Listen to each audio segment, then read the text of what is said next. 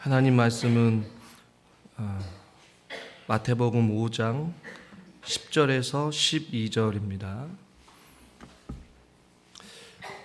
죄송하지만 뒤에 난방을 꺼시고 좀 환기를 시켰으면 냄새가 너무 독해서 난방이 연기가 너무 나고 환기가 안 되는 것 같아요. 혹시 옆에 좀 죄송하지만 창문을 조금 춥더라도 환기를 시키는 게 저도 좀 숨이 턱턱 막혀가지고 눈도 시렵고 코도 막 냄새가. 마태복음 5장 10절에서 12절 같이 한 절씩 교독하고 마지막 절은 같이 읽겠습니다. 의를 위하여 박해를 받은 자는 복이 있나니 천국이 그들의 것임이라. 나로 말미암아 너희를 욕하고 박해하고 거짓으로 너희를 거슬러 모든 악한 말을 할 때에는 너희에게 복이 있나니 같이 읽죠. 기뻐하고 즐거워하라. 하늘에서 너희의 상이 큼이라. 너희 전에 있던 선지자들도 이같이 박해하였느니라. 아멘. 주일 예배에 나오신 여러분들을 환영하고 주님의 이름으로 축복합니다. 팔복 가운데 이 마지막에 대한 복은 정말로 힘들고 어려운, 또 우리가 적용하기 쉽지 않은, 또 우리가 기도의 제목으로 삼기에는 조금은 부담스러운 기도의 제목이기도 합니다. 박해라는 단어가 오늘날 저와 여러분이 살고 있는 시대에는 조금은 어울리지 않는 표현이기도 하기 때문인 것이죠. 그러나 의를 위하여 박해를 받는 자, 즉 그리스도의 말씀에 순종하고 그 말씀에 우리의 뜻을 맞춰서 그 말씀대로 살아가는 하나님의 사람들에게는 박해는 당연히 뒤따른다라고 말씀을 통해 우리에게 또 권면하고 있는 것이죠. 근데 어떤 박해가 있느냐? 오늘 본문을 통해서 살펴보면 11절과 12절에 말씀하고 있죠. 11절 말씀을 보시면 너희를 욕하고 박해하고 거짓으로 너희를 거슬러 모든 악한 말을 할 때에, 이것이 박해라고 성경은 말씀하고 있습니다. 욕하고 박해하고 모든 악한 말을 통하여서 의를 위하여 살아가는 자들에게 이러한 일들이 일어난다라는 것이죠. 이것을 조금 쉬운 번역본을 보면 현대인의 성경에서는 거짓말로 온갖 악담을 할 때, 그러니까 복음을 위하여 살아가는 자들에게는 온갖 거짓말로 또 우리들에게 악담을 한다라는 것이죠. 그리고 우리말 성경을 보니까 터무니없는 온갖 비난을 받는, 이렇게 번역을 해요. 그리고 쉬운 성경에서는 온갖 나쁜 말을 한다. 그러니까 실질적인 육체적인 압박, 고통도 있지만 이 말로 인한, 거짓으로 인한 터무니없는 비난을 통하여서도 박해를 받을 수 있다라고 우리에게 말씀하고 있는 것이죠. 과거의 초창기 기독교에는 어떤 육체적인 압박이 또 박해가 고난이 많았습니다. 그러나 오늘날에는 물론 육체적인 박해도 있지만 저와 여러분이 살고 있는 이곳에는 육체적인 것보다는 언어적인 학대, 악한 말, 비난, 온갖 나쁜 말들로 인하여서 우리를 박해하는 경우들이 참 많이 있습니다. 바울 역시도 그리스도의 복음을 전하기 위하여서 곳곳에 전도 여행을 하면서 그리스도의 복음을 전하였습니다. 그때마다 항상 환영이 있었던 것이 아니라 가는 곳곳마다 어려움과 또한 핍박과 비난과 또한 고통이 뒤따랐음을 그의 서신서를 통해서 우리는 알 수가 있어요. 고린도 후서 11장 23절 말씀 같이 한번 읽겠습니다. 내가 수고를 넘치도록 하고 옥에 갇히기도 더 많이 하고 매도 수없이 맞고 여러 번 죽을 뻔하였으니. 바울이 가는 곳곳마다 수고를 넘치도록 하였는데, 의를 위하여 살았는데, 복음 때문에 살았는데 옥에 갇혔다라는 얘기예요. 그리고 매도 수없이 맞고 여러 번 죽을 뻔하였다. 또 27절 말씀을 같이 한번 읽겠습니다. 27절입니다. 또 수고하며 애쓰고 여러 번 자지 못하고 줄이며 목마르고 여러 번 굶고 춥고 헐벗었노라. 아멘. 이것이 의를 위하여서 살아가는 자들의 예 중에 하나인 것이죠. 바울이 그것을 직접 경험하였고 그것을 기록하였어요. 수고하고 애쓰고 복음을 위하여서 자지도 못하고 줄이고 목마르고 여러 번 굶고 춥고 헐벗었다라는 것이죠.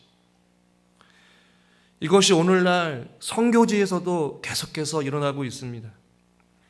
우리가 섬기고 있는 지역도 마찬가지겠지만 더 어려운 동남아 쪽이나 아프리카 또 이슬람 문화권에 있거나 불교권에 있는 그곳의 선교사님들은 수도 없이 위험과 또한 굶주림과 도망침과 신분을 숨기고 이동을 하면서 복음을 몰래 전하다가 배신을 당하고 또 감옥에 갇히기도 하고 또 추방당하기도 하고 그 나라의 블랙리스트에 오르기도 하는 그런 어떤 위험의 존재로서 그리스도의 복음을 전하는 그러한 선교사님들도 여전히 많이 있습니다. 성경은 박해가 없다라고 성경에서 결코 말하고 있지 않아요. 오늘날 그리스도를 위하여서 온전히 살아가는 자들에게 박해를 내가 없애줄게 라고 결코 성경은 약속하고 있지 않습니다. 나를 따르는 자들, 나를 위하여 살아가는 자들에게는 늘 언제나 박해가 있을 것이다 라고 미리 말씀해 주셨어요. 오늘날 세상의 공중 권세 잡은 수많은 어둠의 세력들이 하나님의 교회와 하나님의 신실하고 거룩한 성도들을 향해 다양한 각도에서 다양한 방법으로 공격하고 있음을 우리는 경험하게 된다라는 것이죠. 반기독교적인 문화와 안티기독교 세력 등으로 인하여서 교회와 성도들을 어렵게 하는 경우들도 있습니다. 좀 좁게는 여러분이 생활하고 있는 직장 안에서든지 또 이웃과 이웃들 안에서든지 심지어 믿지 않는 가족 구성원들 안에서도 얼마든지 일어나고 있는 현실인 것이죠. 대놓고 핍박을 하지는 않지만 또 싫어하고 미워하고 예수쟁이라고 꼭 교회를 가야 되겠냐라고 가정의 평화를 위해서 안 가면 안 되겠냐 여러 가지 방법으로 각자 상황에 맞게 끊임없는 고난과 박해가 있다라는 것이에요. 심지어는 교회 안에서도 이러한 어둠의 세력의 공격은 멈추지 않고 있습니다. 이 성경의 역사를 보면요, 예수님을 가장 많이 해한 자들이 여러분 누구일까요? 바리새인, 사두개인, 당시 종교 지도자들이었습니다. 교회를 누가 제일 많이 핍박할까요? 바로 교회 안에 있으면서도 제대로 믿지 않는 면목적인 그리스도인들이 교회와 성도를 더 핍박하고 더 비방한다라는 것이에요. 여러분들은 지금껏 살아오시면서 예수님을 믿으시면서 혹은 예수님 때문에 살다가 심한 박해를 받아보신 적 혹시 있으십니까? 종종 우리 권사님들 신방 가다 보면 저한테 이야기를 하시죠. 믿지 않는 남편 때문에 엄청 많은 고생을 했다. 저도 예전에 말씀을 드렸지만 7사단 화천의 군부대를 나왔거든요. 저는 이 강원도 지역, 특별히 화천은 다시 오고 싶지 않은 지역 가운데 하나가 바로 이 화천이었어요. 왜냐하면 제 인생 일대기에 있어서 그렇게 많이 맞아본 적은 처음이었기 때문에. 군대에 있으면서 교회 다닌다라고 그렇게 많이 받아본 적은 처음이었어요. 이렇게까지 맞아야 되나 싶을 정도로. 그러나 지금 은혜로 살고 있지만 저는 이 화천 칠사단 이 얘기만 들어도 아주 그냥 너무나도 싫어요. 아유 세상에 얼마나 억울한지요. 지금도 막 마음 가운데 그 분노와 아픔이 이루 말할 수 없어요. 또 생각해 보면 이것을 굳이 내가 경험해야 되나? 주님 때문에 맞으면서도 주님이 박해가 있다라고 했지. 근데 이렇게 심한 박해가 없었어요.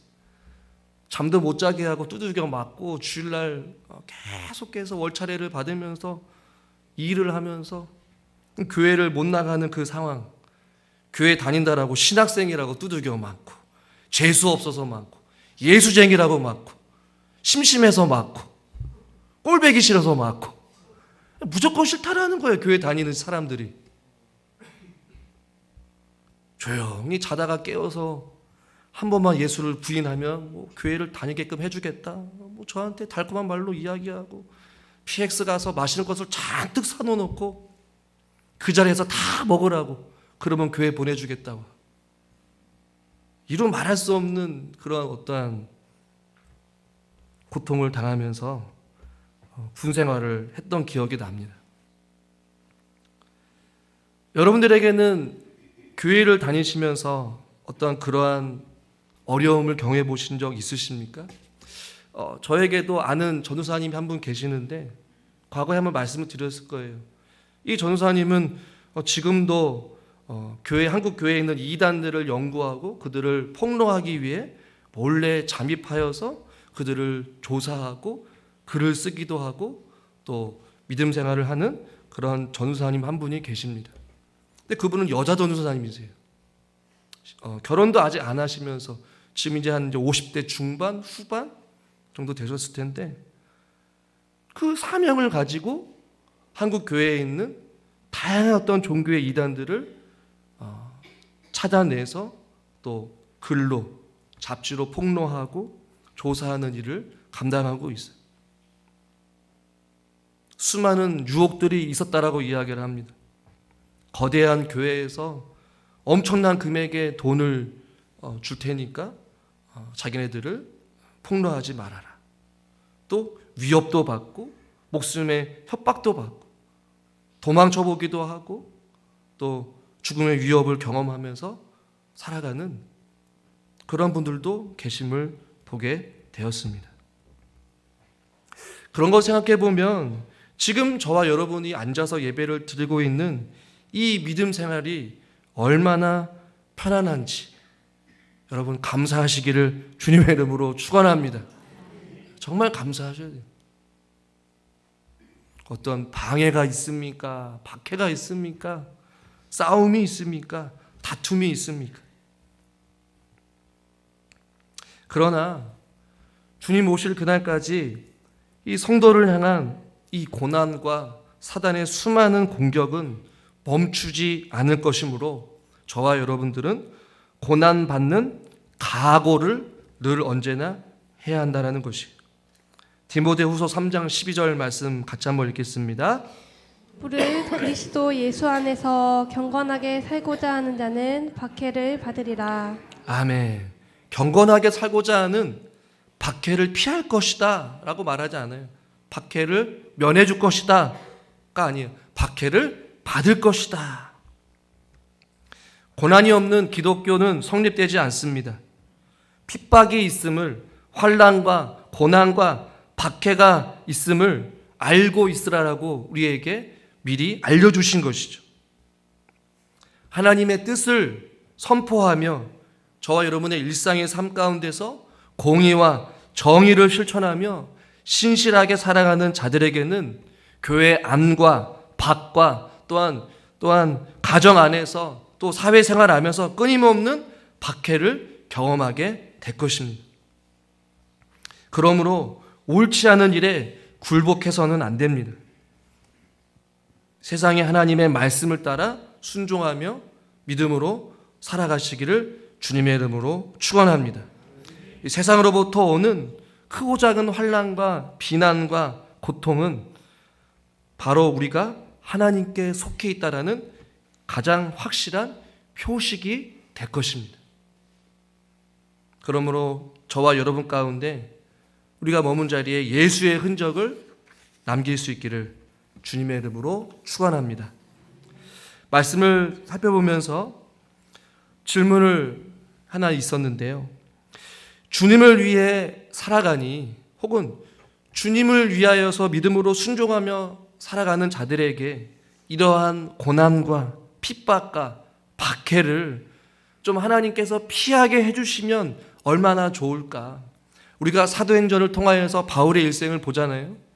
그의 육신이 연약하고 힘들지만 주님을 위하여서 곳곳에서 그리스도의 복음을 전할 때마다 왜 끊임없는 환난과 핍박과 또 붙잡힘과 또한 비난과 또 어려움을 계속해서 왜 하나님께서 허용하시는가 라는 질문을 우리는 계속해서 하면서 사도행전을 보게 되었어요.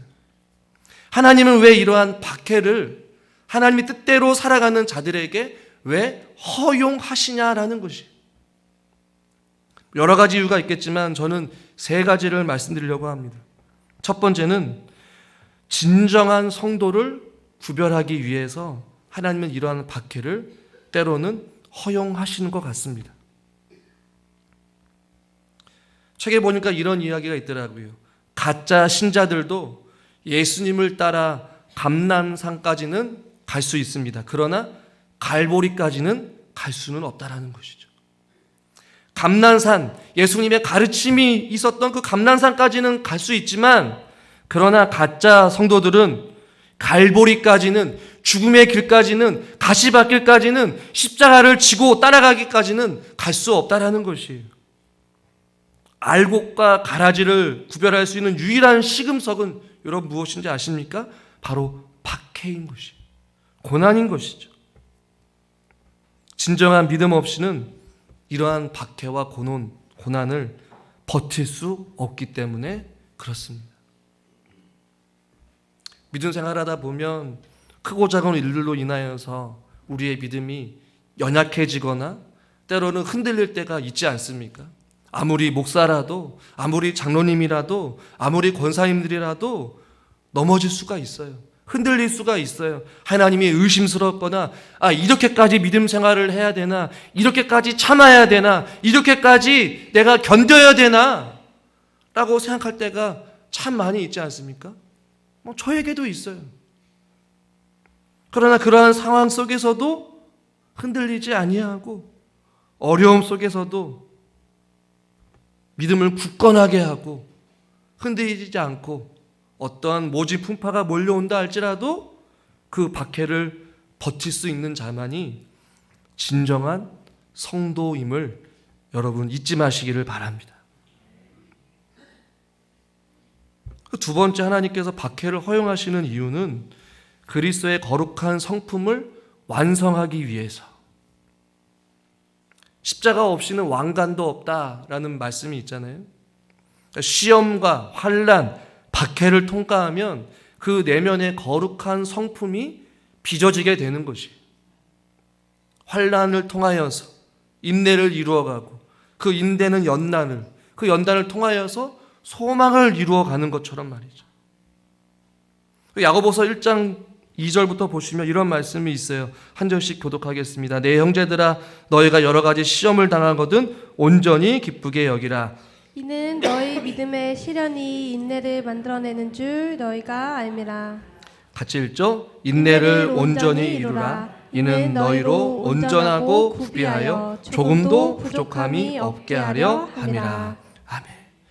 조금도 부족함이 없는 존재로서 하나님께서 거룩한 성품, 주님을 닮아가기 위하여서 하나님께서 그 고난과 박해를 허용하시는 거예요. 정금과 같이 나오게 하기 위하여서 끊임없이 두들기듯이 우리의 신앙생활 가운데, 믿음생활 가운데 모진 풍파가 몰려올 때 그것을 견디는 자만이 결국에는 하나님의 성품을 닮아가는 정금과 같은 순결한 자가 될 수 있다는 것이죠. 그렇기 때문에 하나님께서는 그 고난을, 그 박해를 허용하시는 거예요. 마지막 세 번째는 주님을 생생하게 경험할 수 있는 기회를 주기 위해서 하나님께서는 그러한 박해를 허용하십니다. 너무나도 생생한 경험을 한 친구들이 있죠. 다니엘과 그의 친구들을 보십시오. 그 믿음을 지키기 위하여서 이방 나라 한복판에서 왕의 진미를 먹지 아니하고 또 왕에게 절하지 아니하고 하나님만을 섬겼던 그 불모지 땅에서, 이방 나라 땅에서 신실하게 믿음을 지키는 그들에게 다가온 것은 무엇이었습니까? 사자굴이었고 뜨거운 풀무불이었습니다. 이왕이면 하나님의 살아계심을 보여주기 위하여서 그들에게 그 박해와 그 죽음의 그 길을 하나님께서 막아주시면 좋겠는데, 하나님께서 그것을 허용하신 이유가 무엇이냐는 것이에요. 그것은 바로 그것을 통하여서 다니엘과 그의 친구들, 그리고 그 이방 나라의 땅에 있는 많은 이들에게 하나님이 하나님 되심을 보여주기 위하여서 풀무불에 들어갔지만 머리털 하나도 타지 아니하고 그곳에 함께했던 하나님, 사자굴에 들어갔지만 그 다음날 아무런 문제 없이 나왔던 다니엘과 같이 주님의 놀라운 살아계심을 그들에게, 또 주변에 있는 모든 이들에게 보여주기 위해 하나님은 그들한 박해를 허용하신다라는 것이죠. 여러분, 욥을 보십시오. 보면 재산도 잃고 자녀도 잃습니다. 또 성경에 보면 친구들과 이웃들까지도 다 욥을 비방해요. 그러나 결국에 하나님께서 회복시키시면서 욥이 고백을 하죠. 내가 주께 대하여 귀로만 들었사오는 이제는 내가 눈으로 주를 배움나이다. 귀로만 들었던 그 하나님을 이해할 수 없는 고난과 어려움 속에서 주님을 보게 된 것이죠. 다윗은요, 이런 고백을 합니다. 시편 119편 67절 말씀 같이 한번 읽어보겠습니다. 고난 당하기 전에는 내가 그릇 행하였더니 이제는 주의 말씀을 지키나이다. 고난 당하기 전까지는 그릇 행하는 줄을 몰랐어요. 그러나 고난 당하고 나서 이제는 내가 주의 말씀대로 살 수 있다. 119편 71절도 같이 한번 읽죠. 고난 당한 것이 내게 유익이라. 이로 말미암아 내가 주의 율례들을 배우게 되었나이다. 고난이 유익이래요. 주님을 위해 살아가면서 당하는 그 고난이 왜 유익이냐? 그 유익을 통하여서 하나님의 말씀을 어떻게 했다? 배우게 되었다. 그냥 머리로만 아는 것이 아니에요.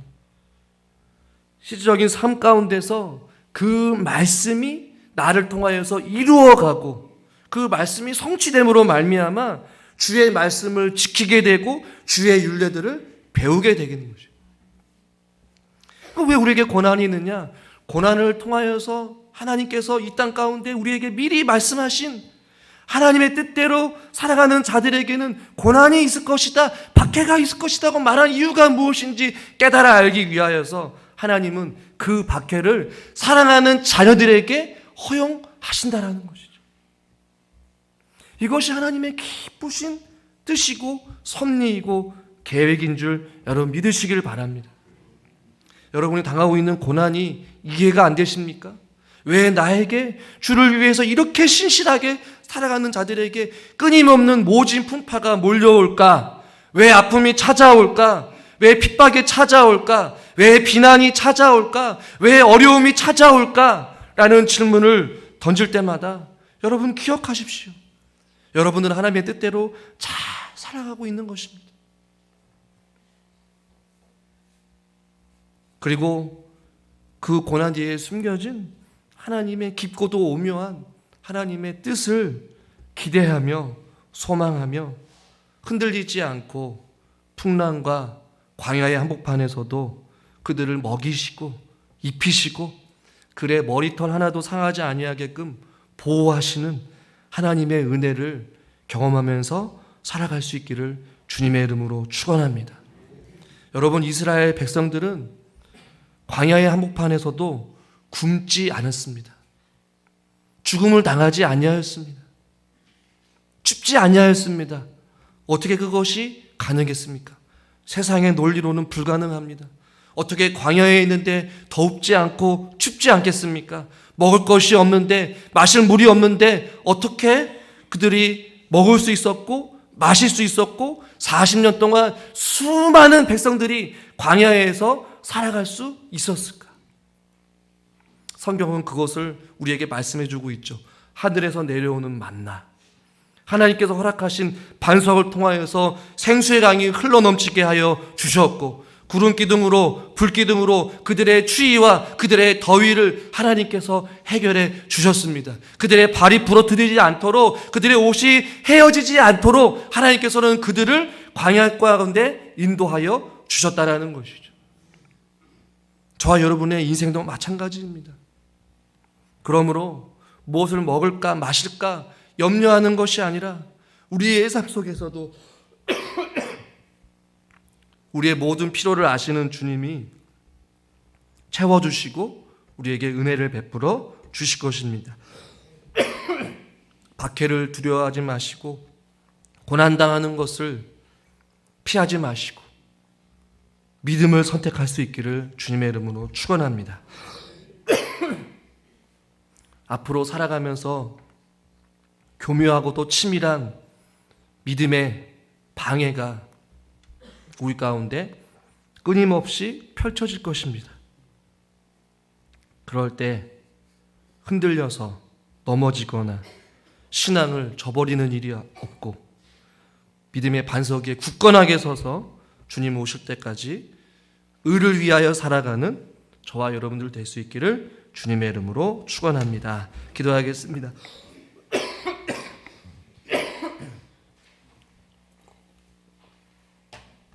하나님 아버지, 의를 위하여 살아가는 자들에게는 늘 언제나 박해가 있음을 보게 됩니다. 오늘을 살아가는 우리들에게 어떠한 박해가 있는지, 어떠한 어려움이 있는지, 세상과 살아가면서 어떠한 보이지 않는 영적인 싸움이 있는지 그것들을 우리들이 깨달아 알게 하여 주시고 말씀과 기도로 무장하여서 우리가 그 치열한 영적인 전투에서 패배하지 않고 승리할 수 있도록 주여 우리를 붙잡아 주시옵소서.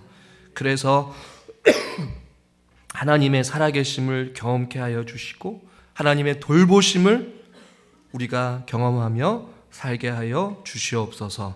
예수님의 이름으로 기도드리옵나이다.